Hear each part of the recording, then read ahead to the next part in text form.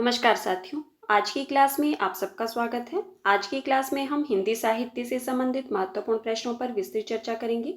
ये क्लास हिंदी से संबंधित सभी परीक्षाओं के लिए है। तो आइए हम आज की क्लास को शुरू करते हैं और हमारा आज का पहला प्रश्न है, रीतिकाल को अपकर्ष काल नाम किसने दिया? आपके पास ऑप्शन है मिश्र बंधु, गणपति चंद्रगुप्त, विश्वनाथ प्रसाद मिश्र या डॉक्टर रमाशंकर शुक्ल। तो इसका सही उत्तर क्या होगा? सभी लोग अपना उत्तर कमेंट बॉक्स में अवश्य दें। बिल्कुल सही। जिन साथियों ने ऑप्शन नंबर 2 बताया है उनका उत्तर सही है। रीतिकाल को अपकर्ष काल नाम डॉक्टर गणपति चंद्रगुप्त ने दिया है। अब हम जानेंगे कि मिश्र बंधु ने रीतिकाल को क्या नाम दिया है। तो मिश्र बंधु ने रीतिकाल को, बताइए, अलंकृत काल कहा है। ये लीजिए, गणपति चंद्रगुप्त ने रीतिकाल को अपकर्ष काल कहा है, मिश्र बंधुओं ने अलंकृत काल कहा है और विश्वनाथ प्रसाद मिश्र ने श्रृंगार काल कहा है और डॉक्टर रमाशंकर शुक्ल ने कला काल की संज्ञा दी है। ठीक है, हमारा अगला प्रश्न है, निम्न में से हिंदी के प्रथम सूफी कवि कौन थे? आपके पास ऑप्शन है कुतुबन, जायसी, असायद या उस्मान। तो इसका सही उत्तर क्या होगा? बिल्कुल सही। जिन साथियों ने ऑप्शन नंबर 3 बताया है उनका उत्तर सही है। ठीक है, हिंदी के प्रथम सूफी कवि असायद को माना जाता है और इनकी प्रसिद्ध रचना कौन सी है? हंसावली। ठीक है, कौन सी रचना है इनकी? हंसावली, जिसका रचना काल 1370 ईस्वी माना जाता है। और कई बार परीक्षा में ये प्रश्न भी पूछा जाता है कि रामचंद्र शुक्ल ने हिंदी का प्रथम सूफी कवि किसे माना है? तब आपका उत्तर क्या होगा? जी हाँ, कई बार परीक्षा में ये प्रश्न पूछा जाता है कि रामचंद्र शुक्ल ने हिंदी का प्रथम सूफी कवि किसे माना है? तब आपका उत्तर क्या होगा? बिल्कुल सही। रामचंद्र शुक्ल ने कुतुबन को हिंदी का प्रथम कवि माना है और इनकी प्रसिद्ध रचना कौन सी है? मृगावती। ठीक है, इसका रचनाकाल क्या माना जाता है? कहीं कहीं आपको मृगावती का रचनाकाल 1501 ईस्वी देखने को मिलेगा, तो कहीं कहीं आपको 1503 ईस्वी देखने को मिलेगा। अब हम बात करेंगे कि जायसी की प्रसिद्ध रचना कौन सी है। जायसी की प्रसिद्ध रचना है पद्मावत और इसका रचनाकाल क्या है? जायसी की जो पद्मावत रचना है उसका रचनाकाल है 1540 ईस्वी। उस्मान किसकी रचना है? उस्मान की कौन सी रचना है? चित्रावली। कौन सी रचना है? चित्रावली, और इसका रचनाकाल क्या माना जाता है? 1613 ईस्वी की रचना है ये इनकी। हमारा अगला प्रश्न है, ध्रुव चरित्र के रचयिता कौन है? आपके पास ऑप्शन है रसखान, नरोत्तम दास, भिखारी दास या नंददास। तो इसका सही उत्तर क्या होगा? बताइए, ध्रुव चरित्र के रचयिता कौन है?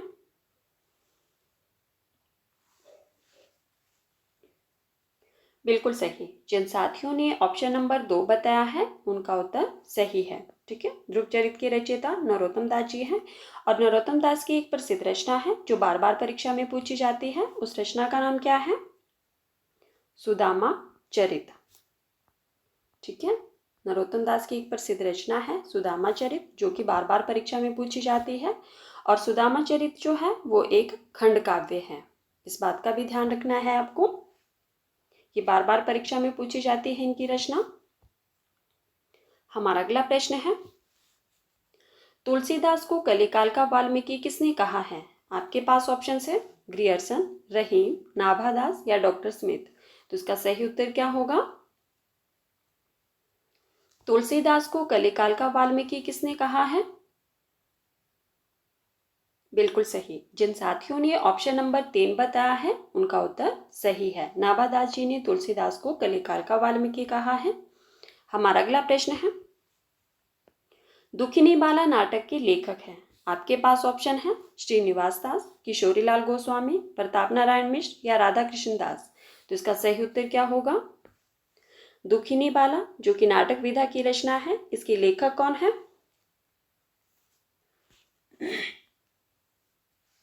बताइए। बिल्कुल सही। जिन साथियों ने ऑप्शन नंबर 4 बताया है उनका उत्तर सही है। दुखनी बाला नाटक के लेखक कौन है? राधा कृष्ण दास, और इसका समय क्या माना जाता है? 1880 ईस्वी।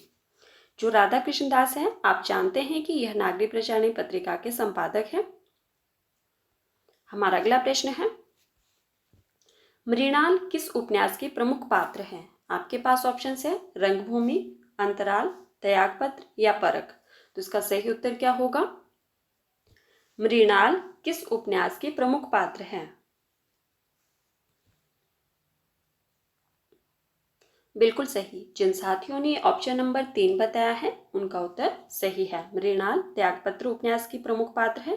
अब आप लोगों ने मुझे ये बताना है कि त्यागपत्र जो उपन्यास है इसके रचयिता कौन है? बताइए, त्यागपत्र किसका उपन्यास है, किसके द्वारा रचित है? बिल्कुल सही, जैनेन्द्र कुम्हार के द्वारा रचित है। जैनेन्द्र कुम्हार का उपन्यास है ये, और इसका समय माना जाता है 1937 ईस्वी। अब हम बात करेंगे कि रंगभूमि उपन्यास किसका है। बताइए, रंगभूमि उपन्यास किसका है? बिल्कुल सही, मुंशी प्रेमचंद जी का है। और अंतराल, अंतराल की रचयिता कौन है? बिल्कुल सही, मोहन राकेश। ठीक है, लिख देती हूं मैं। रंगभूमि प्रेमचंद जी का है, अंतराल मोहन राकेश का है, त्यागपत्र किसका बताया आपने? जैनेन्द्र कुम्हार का। और परख किसका है? परख भी जो है वो किसका है? जैनेन्द्र कुम्हार का है। तो हमारा सही उत्तर होगा ऑप्शन नंबर 3।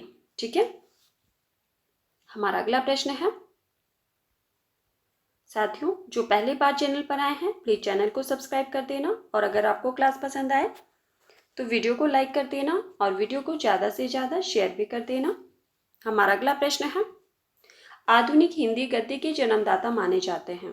कौन माने जाते हैं? आपके पास ऑप्शन है रामचंद्र शुक्ल, महावीर प्रसाद द्विवेदी, प्रताप नारायण मिश्र या भारतेंदु हरिश्चंद्र। जिसका सही उत्तर क्या होगा? बताइए, आधुनिक हिंदी गद्य के जन्मदाता कौन माने जाते हैं? बिल्कुल सही। जिन साथियों ने ऑप्शन नंबर 4 बताया है उनका उत्तर सही है। भारतेंदु हरिश्चंद्र जी हिंदी गद्य के जन्मदाता माने जाते हैं। हमारा अगला प्रश्न है, बुंदेली और कन्नौजी बोली हिंदी के किस उपभाषा वर्ग की बोलियां हैं? ये लीजिए, मैं इसको थोड़ा छोटा कर देती हूँ। प्रश्न है आपके पास कि बुंदेली और कन्नौजी बोली हिंदी के किस उपभाषा वर्ग की बोलियां हैं? आपके पास ऑप्शन है पूर्वी हिंदी, पश्चिमी हिंदी, राजस्थानी या पहाड़ी। तो इसका सही उत्तर क्या होगा? बिल्कुल सही। जिन साथियों ने ऑप्शन नंबर 2 बताया है उनका उत्तर सही है। पश्चिमी हिंदी के अंतर्गत आती है बुंदेली और कन्नौजी बोली। आप जानते हैं कि पश्चिमी हिंदी के अंतर्गत कुल 5 बोली आती हैं। कौन कौन सी है, नाम बता दीजिए। पश्चिमी हिंदी के अंतर्गत कुल 5 बोली आती है, कौन कौन सी है? बिल्कुल सही, बुंदेली, कन्नौजी, ब्रजभाषा, खड़ी बोली और हरियाणवी। रिपीट कर देती हूँ, बुंदेली, कन्नौजी, ब्रजभाषा, खड़ी बोली और हरियाणवी।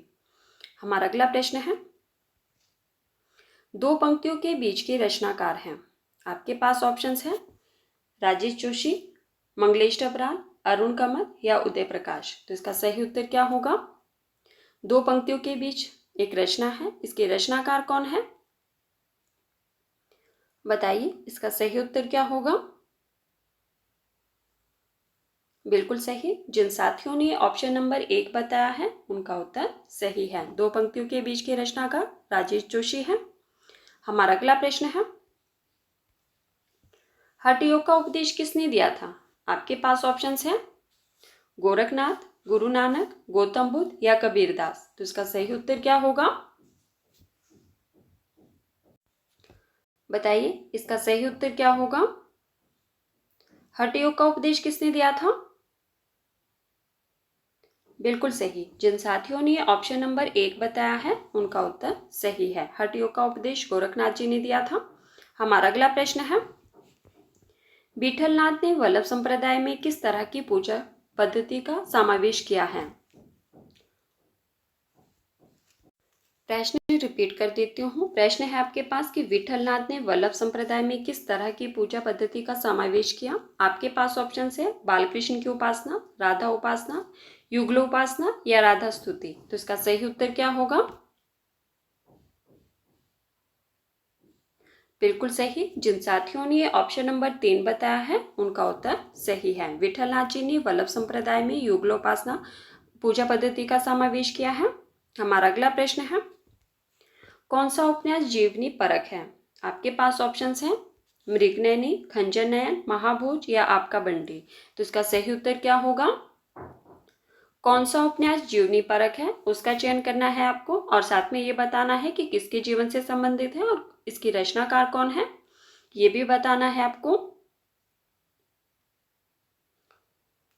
बिल्कुल सही। जिन साथियों ने ऑप्शन नंबर 2 बताया है उनका उत्तर सही है। खंजर नयन उपन्यास जीवनी परक है। किसके जीवन से संबंधित है ये बताइए, किसके जीवन से संबंधित है? सूरदास के जीवन से संबंधित है। बिल्कुल सही। और इसके रचनाकार कौन है? बिल्कुल सही, अमृतलाल नागर का उपन्यास है ये और सूरदास जी के जीवन से संबंधित है। और इसका रचनाकाल क्या माना जाता है? 1981 ईस्वी। अब हम बात करेंगे कि मृगनयनी के रचनाकार कौन है। बताइए, मृगनयनी के रचनाकार कौन है? बिल्कुल सही, वृंदावन। कौन है? वृंदावन। एक तो यहाँ पे आपको दिखाई नहीं देगा,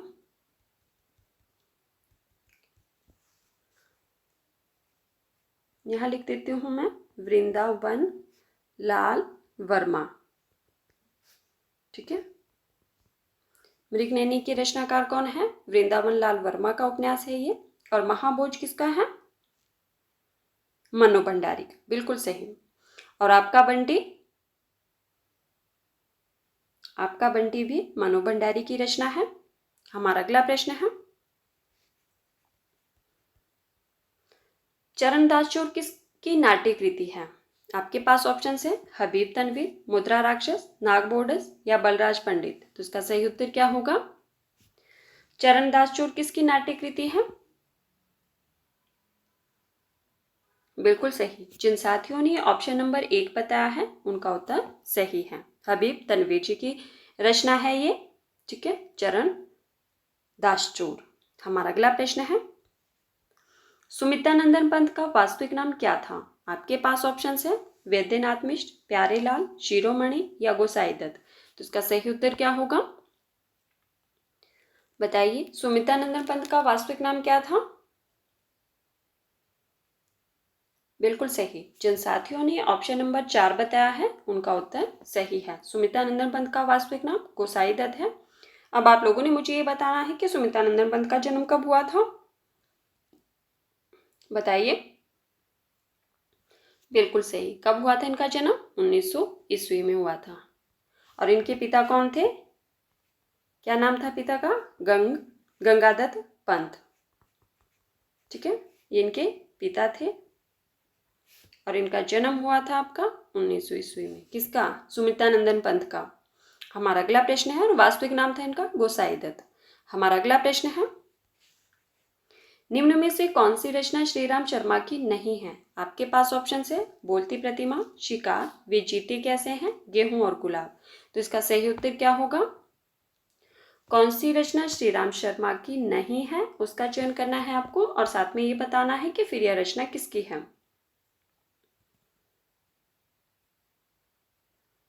बिल्कुल सही। जिन साथियों ने ऑप्शन नंबर 4 बताया है उनका उत्तर सही है। गेहूं और गुलाब किसकी रचना है? रामवृक्ष बेनीपुरी की है। और इसका रचनाकाल क्या माना जाता है? गेहूं और गुलाब रामवृक्ष बेनीपुरी की 1950 ईस्वी की रचना है। ठीक है, अब हम बात करेंगे कि श्री राम शर्मा की रचना बोलती प्रतिमा, इसका रचनाकाल क्या है? 1937 ईस्वी की रचना है ये इनकी। शिकार 1936 ईस्वी की रचना है। और वे जीते कैसे हैं 1957 ईस्वी की रचना है। ठीक है, तो साथियों ये थे आज के हमारे कुछ महत्वपूर्ण प्रश्न जिन पर हमने चर्चा की। अगर आपको क्लास पसंद आए तो प्लीज़ वीडियो को लाइक कर देना और वीडियो को ज़्यादा से ज़्यादा शेयर भी कर देना और मुझे कमेंट करके ज़रूर बताना कि आज की क्लास में आपके कितने प्रश्न सही हुए। धन्यवाद, मिलते हैं अगली क्लास में।